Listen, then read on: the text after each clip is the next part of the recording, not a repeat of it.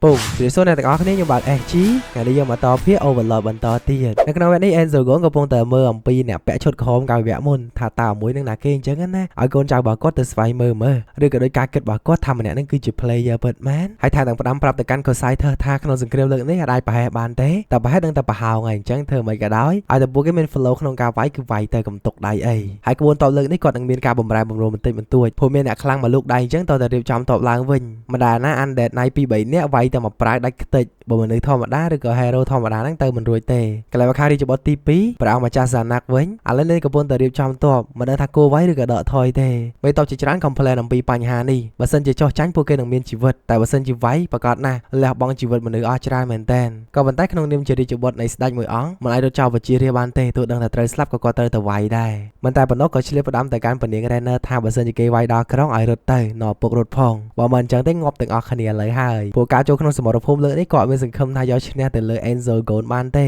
យើងកន្លែងមកខាងក្រុម Adventure Blue Rose វិញនៅពេលនេះ Megan របស់ពួកគេដែលមានឈ្មោះថា Lucius កំពុងតែនាំគ្នាហ្នឹងទៅរកជាមួយពូរបស់នាងដោយសារតែពូរបស់នាងហ្នឹងគឺជា hero ម្នាក់ដែលគេឲ្យឈ្មោះថា Drop of Red គឺជាអ្នកខ្លាំងមែនតើគាត់នឹងខ្លាំងណាស់ក៏ប៉ុន្តែរៀងរោគចិត្តបន្តិចបើគេជាមួយមនុស្សស្រីវិញមកពេលសិតតែ2 3នាក់អីគេខ្លាំងតែប៉ុណ្្នឹងឯងគ្នាយើងពួកគេបានទៅរកគាត់ស្របពេលដែលគាត់នឹងកំពុងតែនៅជាមួយនឹងនារី2នាក់ក៏បឹបហ្មងអូចាប់តិចសិនទៅទាត់ហើយមកប្រញាប់មកហ្មងគេតោះបានធ្វើអីផងតែក៏ត្រូវបាន Evil Eye សម្ដៅឲ្យនារី2នាក់នឹងចេញទៅពួកគេត្រូវការនិយាយសាច់ការអាចិត្តងាប់ឯហ្នឹងខំប្រឹងទៅណាបើមិននិយាយសាច់ការទេចេះរយទាំងអស់គ្នាលើហើយតែគ្រាន់តែដេញនារី3នាក់នឹងចេញភ្លាមក៏មានក្រុម Adventure មួយទៀតដើរចូលមកមានគ្នា3នាក់ប្រូអស់នេះរៀងឌឺដែរហ្នឹងពួកគេគឺជាក្រុម Adventure សម្ងាត់មកពី Slane of Theocracy ដែលឈ្មោះថា Elite Heroic គឺជាផ្នែកនៃក្រុម Black Scripture ពួកគេចង់បបួលក្រុម Blue Rose ជាមួយនឹង Drop of Red ដែលជាពូរបស់អាចារ្យ Lucius ហ្នឹងគាត់នឹងមានឈ្មោះថា Azud ដែលមានគោលបំណងចង់រួមដៃគ្នាចាត់ការទៅលើ Enzo Gold កុំឲ្យគាត់ប្រព្រឹត្តរឿងខុសបន្តទៀតតែ Azud ក៏បាននិយាយថា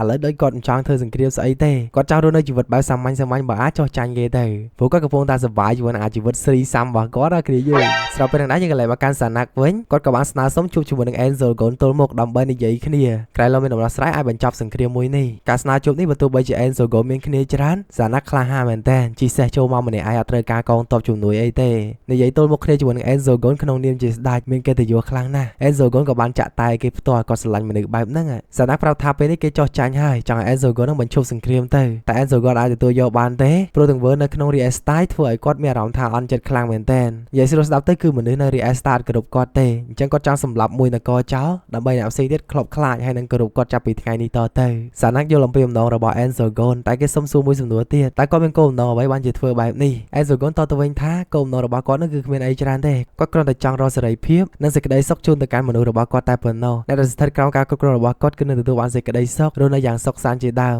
គាត់ចាត់ការតែមនុស្សណាដែលមើលងាយគាត់និងមិនគោរពគាត់តែប៉ុណ្ណោះហើយក្នុងករណីសង្គ្រាមនេះគឺជាករណីចាំបាច់ដែលត្រូវធ្វើក៏មិនអាចដកថយទៅបានទេសាណាក់ក៏បានយកអំពីបំណងនៅអ្វីដែល Enzo Gold មានទាំងអស់គាត់ក៏ព្រមទទួលយកការស្លាប់ព្រោះដឹងថាមិនអាចឈ្នះ Enzo Gold ទេក៏ប៉ុន្តែក្នុងការស្លាប់នោះបើសិនជាអាចគឺសម្លាប់ឲ្យលឿនមិនឲ្យឈឺទេហើយកុំភ្លេចសោះបូជាគាត់ដោយមានកិត្តិយសក្នុងនាមជាអ្នកអង្គអាចការពារទឹកដីក្នុងការនិយាយគ្នាមួយប្រាយនោះធ្វើ Enzo Gold មានអារម្មណ៍ថាសាណាក់នេះគឺជាស្ដេចមួយដែលល្អខ្លាំងមែនទែនអញ្ចឹងបើសិនជាគាត់ស្លាប់ក៏ Enzo Gold នឹងធ្វើឲ្យគាត់មានកិត្តិយសក្នុងនាមជាអ្នកចម្បាំងម្នាក់ដែរបន្ទាប់ពីប្រជុំជាមួយនឹង Enzo Gold ចប់សាណាក់ក៏បានត្រឡប់មកជំរំវិញនៅក្នុងជំរំគាត់អត់មានដំណឹងល្អអីប្រាប់ទៅកាន់កងទ័ពទេមានតែត្រៀមខ្លួនប្រយុទ្ធនឹងទទួលសេចក្តីស្លាប់ទៅក៏ប៉ុន្តែស្របពេលនោះក៏មានមេទ័pomម្នាក់បានដឹកនាំទ័ពមកជាច្រើនពួកគេបានបះបោរនឹងក្បត់ស្ដេចបាត់ទៅហើយគោលបំណងរបស់គេកាត់ក្បាលរបស់សាណាក់យកទៅឲ្យ Enzo Gold ដើម្បីចោះចូលនិងសង្ឃឹមថា Enzo Gold មិនសម្លាប់ពួកគេនឹងគ្រួសារព្រោះបើតាមធ្វើសង្គ្រាមគឺគ្មានសង្ឃឹមឈ្នះដដែលហ្នឹងអញ្ចឹងមានតែក្បត់ស្ដេចទៅសាណាក់ក៏បានខឹងពួកគេទេក៏បានយកអំពីគោលបំណងនឹងការចង់រស់របស់ពួកគេមែនតើក៏ប្រាប់ពួកគេថាបើសិនជាអ្នកគេចង់បះបោរក៏បះបោរទៅ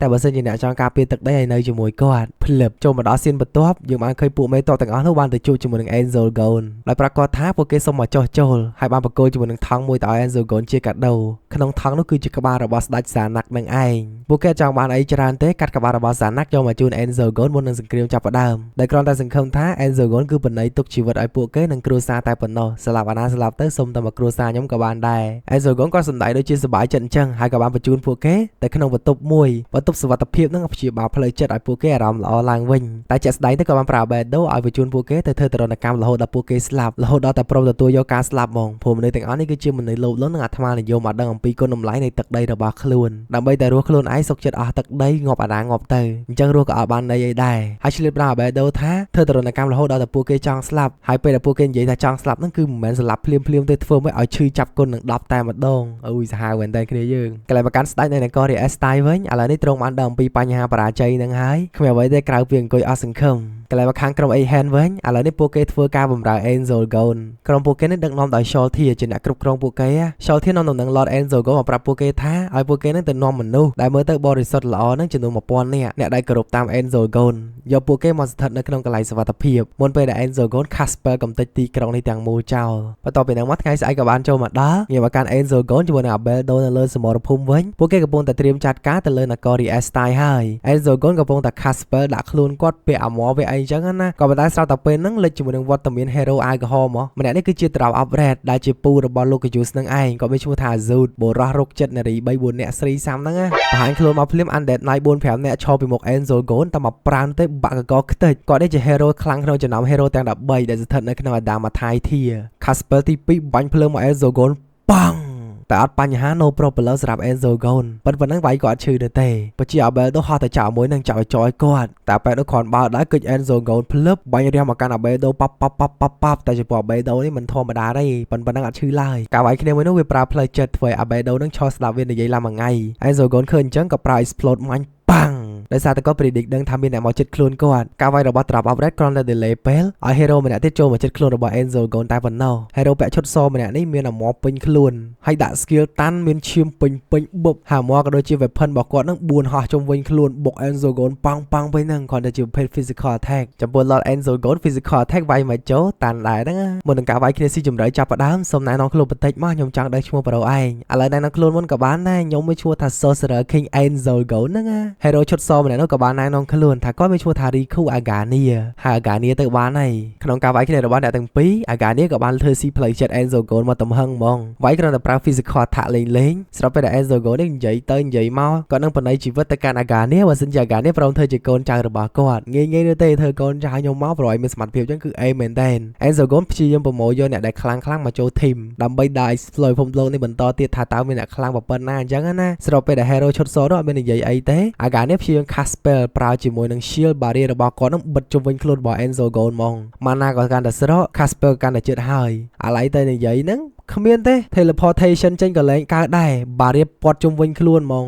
Agania ប្រាប់ថាថ្ងៃនេះគឺជាថ្ងៃអវសានរបស់ Enzo Gon ហើយមិនថា Enzo Gon ប្រើ skill អីយកមកពាំងទេអាវុធទាំង4របស់ Agania បាក់ប៉ងវិញហ្នឹងសូម្បីតែច្បាច់បេះដូងគេងាប់ក៏អត់ងាប់ដែរខ្លាំងមែនទែនមើលតែ Agania តំណងជាវាឈ្នះទេ Enzo Gon spawn ជាមួយនឹងស្ដេចខ្មោចមួយឲ្យមកវាយជំនួសគាត់តែវាយគ្មានចូលទេ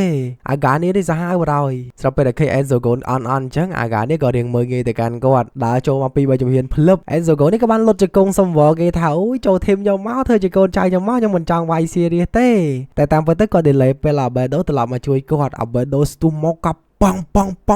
ង Agania ចង់លេចនោមដាក់ខោសាហាវមែនតែ Albedo ក្នុងឈុត Valkyria នេះសាប់ឡើងបែក barrier របស់ Agania Enzo Gon ក៏ហៅនាងត្រឡប់មកវិញ Agania ពេលនោះរៀងត្រូវធ្ងន់ដែរគាត់ក៏បានភៀសខ្លួនពេលហ្នឹងទៅការវាយនេះ Enzo Gon អត់ចង់ឲ្យណាគេមានលវទេគាត់គ្រាន់តែចង់ឲ្យគេដឹងអំពីសមត្ថភាពរបស់គាត់តែប៉ុណ្ណោះ Agania ភៀសខ្លួនទៅជួបគ្នាជាមួយនឹង Azud ដែលកំពុងតែរងចាំគាត់ Azud សុំទោសមែនតែដែលគាត់មិនអាចទប់ទល់ជាមួយនឹង Albedo បានបណ្ដោយ Albedo ទៅប៉ះជាមួយនឹង Agania ម្ដងទៀតព្រោះថា Albedo នេះខ្លាំងមែនតែទប់ទល់មិនជាប់ទេសូម្បីតែ Agania ហ្នឹងក៏ដឹងស្រាប់ដែរថានាងគឺមានសមត្ថភាពមិនធម្មតាឡើយនៅពេលនេះពួកគេមិនអាចជួយទីក្រុងនេះបានទេមើលទៅមានតែបដ Rias តៃត្រូវលិចលង់ធ្លាក់នៅក្នុងដៃរបស់ Enzo Gon នឹងឯងហើយបើយើងត្រូវដឹងនៅពេលនោះតាមពិតទៅ Agania នេះមិនមែនជាមនុស្សធម្មតាទេគាត់នឹងគឺជាស្ដេចនាគដែលយើងបានឃើញកាលពី season 2 ឯគ្នាយើងគាត់ប្រើឈ្មោះ Agania នេះគ្រាន់តែឈ្មោះ fake របស់គាត់ទេឈ្មោះពិតរបស់គាត់គឺសាក៏ដូចជាពេលហ្នឹងគេបាននិយាយថាគាត់កំពុងតែសង្ស័យទៅលើ Albedo ថានាងគឺជា player រីចំណែក Enzo Gon វិញគឺជា NPC ដែលត្រូវបានបង្កើតឡើងដោយ Albedo អញ្ចឹងណាដោយសារតែ Enzo Gon មាន world item 2-3អញ្ចឹង ងទៅបានជាបេដូដែលជា player ហ្នឹងការពារគាត់ការនិយាយបែបហ្នឹងយើងអត់ដឹងថាពីរអ្នកហ្នឹងគឺជា player ដែរឬក៏អ្មិនទេគ្នាយើង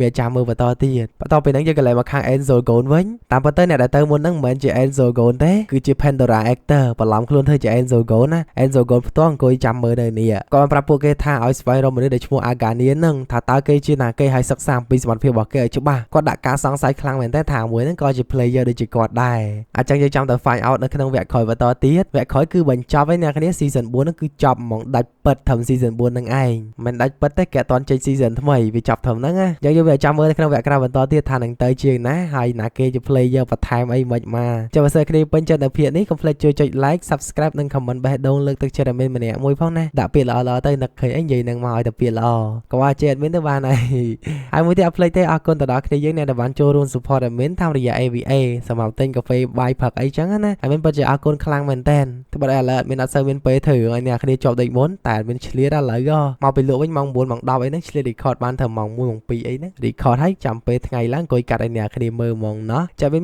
ប៉ុណ្្នឹងទេអរគុណច្រើនមែនតើចំពោះការតាមដានទស្សនារបស់អ្នកគ្នាពីដើមដល់ចប់ពីចំណុចនេះខ្ញុំបាទ SG សូមអរគុណនិងសូមគោរពលាបាយ